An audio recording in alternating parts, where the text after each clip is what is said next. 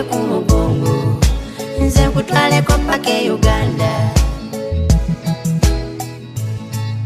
nze gye nzaala olusuku lwa seminti lusamatooke mawaati. Omuyimbi Alimpa yayimba olusuku lwa seminti asangiddwa ku ddolya wali bawo nursing home egaza ku lugulezi lw'obwe gyali mu kujjanjabibwa amagumba.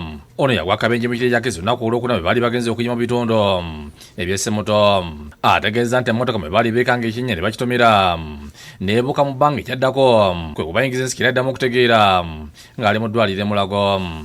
Lwali lubi nnyo kati ne twekanga ekinnya mu supiidi motoka n'ekikuba n'ebuuka eyali etumazeewo ffenna abula nze naddamu otegeera nga ndi Mulago ate nkeera.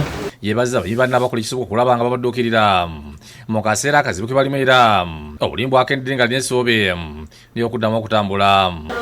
Nsingira ddala okwebaza abaana b'abantu abalina emitima egya ddala egyo girumirirwa abantu abalala. Abantu bonna sisosolwa nti oba wa famire oba wa kika gundi oba wa kika gundi ekinasinza okulaba bantu mu bungi.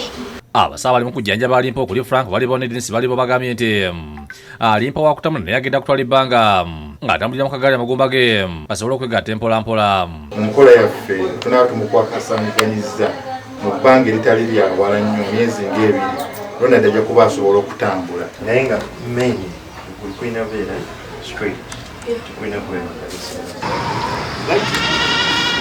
Download the app on App Store or Google Play Store now.